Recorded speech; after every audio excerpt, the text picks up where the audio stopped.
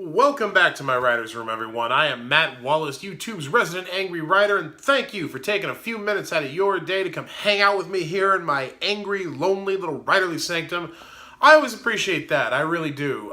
Me not being naked on the vlog is brought to you, as always, by our t-shirt of the day. I'm starting off the week with Deadpool. Nice, good, solid anchor of the week. Also, I haven't had any new wrestling t-shirts coming yet to plug. Hopefully this week. I'm waiting for my Lucha Loot crate, so I'll have some new Mexican wrestling shirts for you. Someone asked me the other day, Matt, if I sent you a t-shirt, would you wear the t-shirt on your vlog?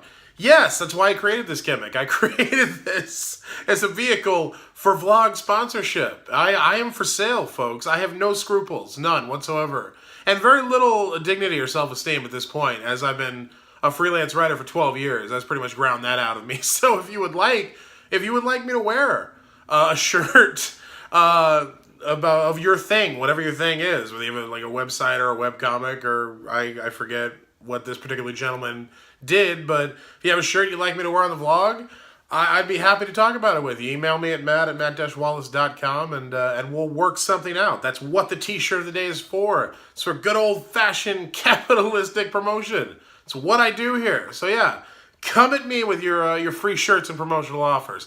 I'm open. It is February 5th, 2018. It's Monday. You've rebooted. You have a chance to do it better, faster, stronger than you did last week, and I know all of you will. I have the utmost confidence in Team Hamshackle out there. As you can see, I've drawn kind of like comedy, tragedy Hamshackle today. The duality of Hamshackle, if you will. The two faces of Hamshackle. You'll also notice that, like, tragedy Hamshackle is actually a little thinner than comedy or happy Hamshackle. I didn't do that intentionally, but when I saw it, I was like, that works. Because, you know, at the end of the day, thin does not equal happy. And that's a message I always like to convey to people. So we'll go with that. It's not what I'm going to talk about today, but it's just a nice little bonus, I thought. I've talked a lot about personal optimism versus, like, global cynicism lately, like on Twitter. If you follow me over there, I'm talking about that concept of personal optimism a lot. The first person I ever heard espouse the idea of like being personally optimistic while remaining a cynic about virtually everything else, I think was George Carlin. I read, it may have been in like Brain Droppings, which was everybody's, favorite 90s coffee table book. He talked about how he's a personal optimist, but he still believes in entropy and, systems gradually breaking down, the fact that the human race is basically screwed. But he remained himself a personal optimist. He was optimistic about his career, about his family, about his life. The one thing didn't negate the other. And he was the first person I remember talking about that. And I never really internalized the concept until much later in life. Actually, really just within the last few years, as I've become more aware and more empathetic in my old age, I've begun slowly to embrace that idea of being a personal optimist while finding myself very cynical about everything else that's happening in the world, which is a strange concept for some people. Many of you will know exactly what I'm talking about. My wife gets it. Nikki's an extremist when it comes to that concept. Nikki has relinquished all obligation or responsibility to the outside world. She doesn't want to read the news anymore. She's basically given up on all external matters while remaining the most personally and intensely driven person you've ever met in your life when it comes to her career and our marriage and our friends and her family. Nikki is all about it all. She's all about, I can make this better every day, and that's what she puts her work and her art and her life into. And you'll find a lot of people who will tell you that's a very callous attitude to have towards the world, and that you need to be activism driven all the time and resist and all that. And I'm not discounting that in any way, but I'm also not going to begrudge anybody who frankly wants no part of that. I'm just not going to begrudge them that. We get a very finite amount of time on this planet, and we have to choose how we want to spend it. And Nikki is a person who would rather spend it focusing on the internal aspects of her life and not giving herself an ulcer over things she feels can have no effect on. Because that's really what it comes down to. My wife's philosophy is, I can have no effect on this outside stuff. I'm going to focus on things I can control. Can't falter with that at all. I remain somewhat in the middle, verging more towards her position as I go on and on in life, especially lately. I can't help, I'm always going to be somebody who reads the news. I'm always going to be somebody who's aware of what's going on, just because I always have been. Most self-taught people are, and that's me. I'm a self-taught person. Everything I've learned on my own. I wasn't a school person. I was a read on your own kind of guy. And people who are self-taught in life, they tend to stay very up on things because it becomes part of their process to learn as much as possible about the world around them and about everything they can, because that's what gives you an edge in life when you're self-taught. So that's just part of my process. The other thing is, again, like in the last, basically since coming out to California and getting back into publishing and getting back into writing books and writing SFF again, I've like rediscovered empathy as a concept. And once you open the gate on that, then it's just like you start feeling intensely for everybody all the time.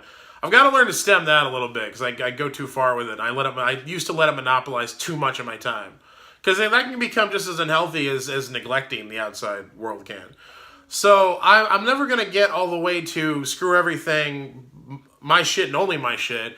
But I do find myself lately unable to process things outside my own sphere, because those things are so shitty so often. It's such a bombardment, and I've got this new job. I've got like 2 full-time jobs I'm doing now, and trying to maintain a marriage and some kind of social life, some connection with my family. You just don't have the time at the end of the day. That's what it basically becomes about. It's too taxing on your time and your energy. You run out of energy and time capital to expend on that. So I come to this place of like personal optimism, and then like deeply spiraling cynicism about everything else that's outside my own sphere. Last night was a really good example of this. Actually, what got me thinking about it today to talk about on the vlog. Last night, Sunday night, had a reasonably busy weekend with my wife. We had social obligations. We had errands to run. We had things to do with her mother-in-law. Sunday had been busy. Nikki had been over at her. I keep saying her mother, my mother-in-law, her mother, my mother-in-law. Nikki was over at her mom's Sunday, helping her clean out things at the house. With her father recently passing away, that's an ongoing project. 40 years, you accumulate things. That's a topic for another time. Anyway, yesterday during the day, Nikki was over at her mom's house for most of it. I was running errands for the house. I was getting all the shopping done for the week and working on food prep, to help us with the weight thing, make sure we cook more at home. So we spent all day apart doing that, and then Sunday evening, we decided, we're going to make time for ourselves. And we had this really awesome, quiet evening at home. We were in bed. We discovered this amazing subgenre of movies on Amazon Prime, which seem like they're softcore porn, but they're packaged like softcore, like Cinemax type porn, but you never actually see any nudity or any sex. It's like they've made that movie, but they forgot to include any of that. So they're just awful, like not even farcical movies. They almost end up like going for French farce, but not getting there. It's stuff like, Space Babes and Beverly Hills, and like, space boobs in space, always with space for some reason. But anyway, we found this amazing category of like not quite porn, and we had all the champagne left over from New Year's, so we were just laying in bed, drinking champagne, watching these awful not quite porn movies, having a great time. We got hungry later in the night. I made us hot dogs. We ate hot dogs in bed. It was fantastic. It was like, that is the core of what my life is, and what I try to make my life, and what I focus on. And that's what I mean by personal optimism. There's this idea that, the world could be burning outside of our bedroom, but we were striving to have the best life and the best moments we could within it. And that was really the case last night, because last night's news cycle was atrocious. Last night's news cycle, the things going on outside the house, bottomed out my waning faith in humanity. It really did. Like, I woke up this morning really sick of the human race, to be honest with you. Like, just, if the bombs had dropped this morning, I wouldn't have given a fuck. I mean, it's like, seriously. Because you had, Russian airstrikes in Syria, and all these horrible, atrocious images and stories coming out of that. no one doing anything about it. And while the world atrocity was going on, you have, the fucking Super Bowl and these Eagles fans in Philadelphia and all these horrific, like not equally atrocious to this, but just like if you didn't know any better, if you didn't know that people weren't being murdered and there weren't like airstrikes going on in Philadelphia, you could believe there was some kind of intense civil unrest going on there, because they're breaking down storefronts and brashing, literally pulling telephone poles out and running around with them, and shit is on fire, and they're turning over cars. And it looked like that could be a part of this actual atrocity going on abroad. But what it was a bunch of overprivileged, overfed, fucking meathead football fans celebrating that their team won. That's what was going on. They won. This was a good thing. And to celebrate it, they went out and destroyed their city. And just, like, the juxtaposition of those two things alone, not to mention all the other shit I was reading about, like, actual Nazis running for office in Illinois and winning, and just all these other crappy stories. But, like, that juxtaposition of those two things really, like, profoundly was like scorching my temporal lobe. Like, I couldn't, like, my brain almost refused to process it. And just, so yeah, as that was all happening in other parts of the world and other parts of the country, and it's exactly what my perception of humanity is. That's what my perception of humanity is. It's evil people doing evil shit, while here in our privileged bubble, we destroy our cities to celebrate football games.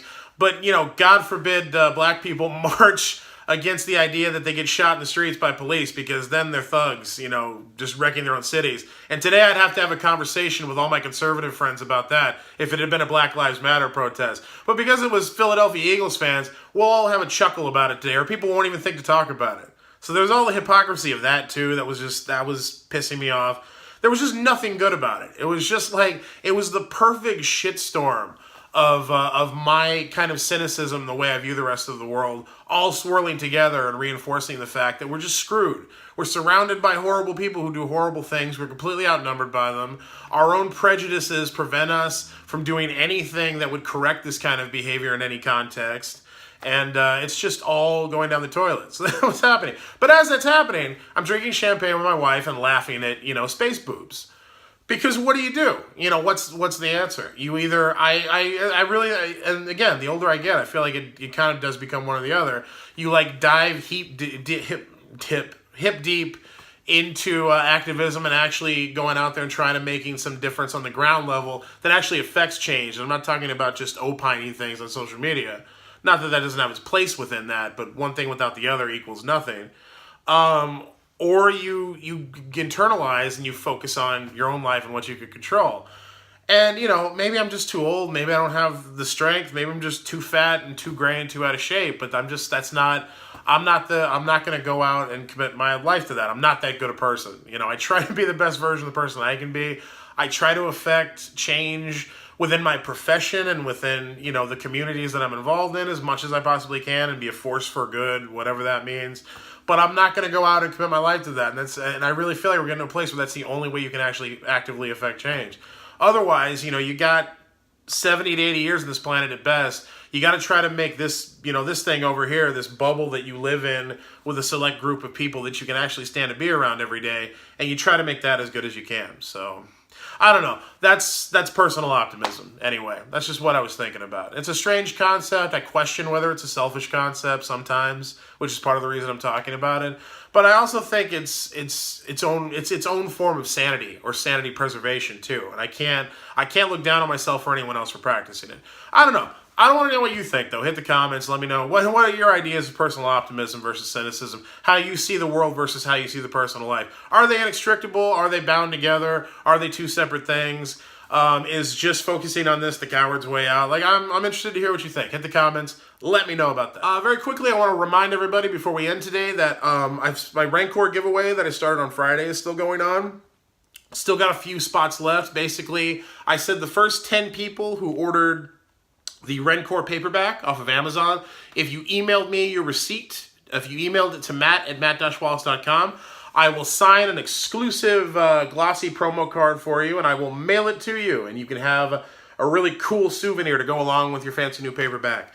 Had a bunch of folks claim that. Thank you very much to those who did, and I'll be hitting you back about your promo cards very soon. Still have a few left to be claimed, so if you want to go do that, hit Amazon, purchase Rencor in paperback, email me the receipt. There'll be a link in the description, and all those instructions as well. And you'll get an exclusive signed promo card to go with it, which I think is a pretty cool deal. It's a fun book, fun memorabilia to go with it. Just my way of saying thank you for supporting indie press and my indie passion projects. Thank you very much. Last thing this Monday, I wanted to just mention quickly, my cyber assassin, Helljack, and I, the dude who handles my website and much of my digital business, we're getting my new monthly newsletter up, Fighting Words. Later this week, we should be ready to start signing people up for it. So I just wanted to give you a heads up on that. I'll, of course, mention it. But look out for my announcement about Fighting Words and get ready to sign up for it. It's going to have news, original flash fiction, more giveaways, contests, all kinds of cool stuff on the newsletter. A newsletter as only I could do it. It's called Fighting Words, and it's going to be we're going to have it up and ready to go very soon here. So keep an eye out for that. That is it for this Monday. I will be here with you the rest of the week. I believe in you. I believe I have nothing but personal optimism for you, Team Hamshackle, because you are part of my my sphere. So I will never be cynical about you folks, and I hope that's enough. I hope you find that worthy. So thank you very much. Please like, share, subscribe. Those things are all very important. Smash the like button. Share this on social media with your friends. Get them interested in what we're doing here on the vlog. Subscribe if you're not already subscribed, obviously. And make sure you hit the bell so you always get notified about new videos. The easiest way to not see new videos when you subscribe to a channel is not to hit that little bell symbol. Because YouTube is not great about notifying people because of algorithms and all kinds of reasons I'm not going to go into right now. So when I say like, share, subscribe, that all those things are important, and that's why they are all important. The other thing is, hit the comments. Let me know what you thought of today's vlog, what you think of the channel. Ask me a question, suggest a topic for me to talk about. I just like hearing from you, so hit the comments and do that. Until next time, I am Matt Wallace. I will see y'all tomorrow. Have a great week.